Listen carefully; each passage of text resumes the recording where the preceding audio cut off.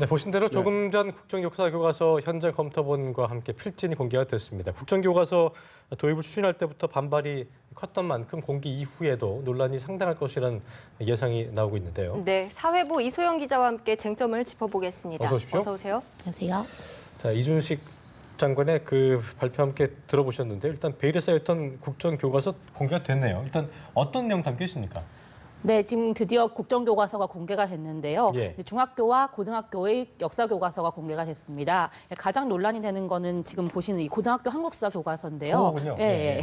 제가 한번 내용을 미리 살펴봤는데 아무래도 이때까지 진행됐던 논란들이 앞으로도 계속 이어질 것으로 보입니다. 그렇군요. 네, 지금 가장 문제가 되는 부분은 1948년 8월 15일을 어떤 날로 부르냐라고 하는 것입니다. 이제 원래라면 대한민국 정부 수립이라는 용어를 많이 쓰던 것을 대한민국 수립이라는 용어로 대신 사용을 했는데요.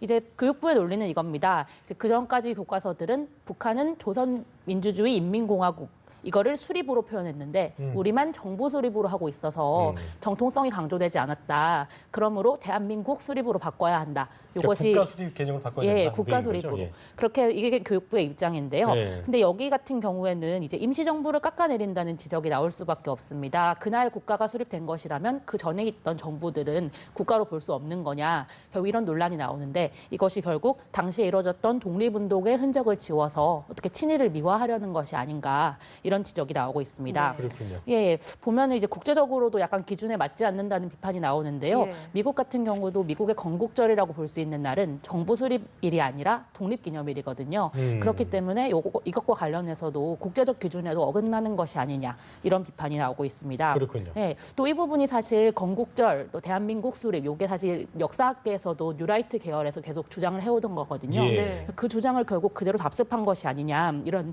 비판의 여지가 있을 수밖에 없는데요. 교육부는 애초에 이제 내용이 공개되고 나면 더 이상 이제 국정교과서에 대한 논란이 없을 거라고 얘기했는데 공개된 내용을 보니까 오히려 더 큰 논란일 것으로 보입니다. 예상이 예. 되네요. 그렇죠? 예. 네. 자, 또 이번 국정교과서에서요. 전직 대통령들의 공과 과를 균형 잡힌 시각으로 다뤘다 이러고 하는데 어떤 부분이 좀 있을까요? 네, 아무래도 전직 대통령이라고 하면은 아무래도 이승만 대통령과 또 박정희 전 대통령 부분이 가장 관심을 끌 것으로 보이는데요. 예. 이승만 대통령 같은 경우는 이제 외교적 독립운동 부분을 봐야 됩니다. 이번 교과서에서는 이제 예전에는 무장투쟁 부분이 강조가 되던 것을 예. 독립운동이 외교적으로 이루어졌다는 부분이 하나 더 추가가 돼서 강조가 됐습니다.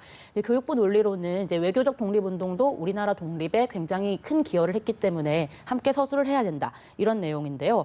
하지만 이제 외교 독립운동이라는 거는 사실 이승만 대통령이 당시 미국에 가서 했던 활동들이 주로 서술이 되기 때문에 결국 이승만 전 대통령의 공을 강조하기 위한 것이 아닌가 이런 지적이 나올 수밖에 없습니다. 그렇군요. 예, 또 하나 주목받는 것은 아까 말씀드렸던 것처럼 현직 대통령의 아버지인 박정희 전 대통령에 대한 서술인데요. 어떻게 나왔습니까? 예, 예. 독재 부분을 혹시 미화하는 것은 아닌가 이런 걱정이 있었지만 그런 부분들은 아직까지는 크게 보이지는 않고요. 다만 이제 박정희 대통령이 추진했던 새마을 운동 그리고 산업화 시기의 경제 발전 이런 부분들의 긍정적인 측면이 그 서술이 굉장히 강화되면서 결국 전직 대통령의 공을 강조하기 위한 것이 아니냐 이런 비판이 나오고 그랬군요. 있습니다. 네. 자, 시간 관계에서 저희가 짧게 좀 알아봐야겠는데 필진도 공개됐다고 하던데요. 어떤 사람들이 포함됐습니까? 네, 이제 현장 교원 포함해서 오늘 공개된 것은 30명인데요. 예. 이제 분석이 좀 더 필요하겠지만 아직까지 크게 뭐 한쪽으로 편향된 인사는 없는 것으로 보입니다. 예. 하지만 한계가 있을 수밖에 없는데요. 이제 학계 대부분이 이제 국정교과서 자체에 대해서 반대를 하고 있거든요. 그런 가운데 국정교과서를 쓰면 당연히 찬성론자들밖에 모일 수 없기 때문에 예. 거기서 좀 한계가 있다는 지적이고요. 또 현대사 부분 같은 경우는 역사 전문가보다는 정치, 법, 경제, 또 군사 전문가까지 포함이 됐는데요. 아무래도 역사를 전공하는 사람들이 포함이 많이 안 되다 보니까 역사 쓰는데 역사가 없어서. 그럴 수밖에 예. 또 비판이 나올 수밖에 없습니다. 예. 그리고 이제 그러니까 필지는 공개가 됐지만 편찬 심의위원은 아직 공개가 되지 않았거든요. 네. 이후 명단에 어떤 사람이 포함되느냐에 따라서 또 비판의 여지가 있어 보입니다. 그렇군요. 예. 자, 오늘은 이제 현장 검토본이 공개가 된 거고요. 향후의 일정은 좀 어떻게 되나요? 네, 교육부는 이제 오늘 공개한 시한에 대해서 한 달간 그러니까 다음 달 23일까지 예. 의견 수렴을 거친 이후에 최종 제작을 해서 2월에 학교 현장에 배포를 한다는 계획이었는데요. 예. 하지만 지금 최순실 게이트 때문에 정부가 이제 국정화 추진 동력을 상실한 상태입니다. 그러면서 이제 폐기 주장도 계속해서 힘을 얻고 있는 모습인데요. 당초 교육부도 이제 현장 적용은 이후에 반응을 보고 검토하겠다라고 하면서 그 교과서 폐기 가능성을 살짝 내비친 바 있습니다.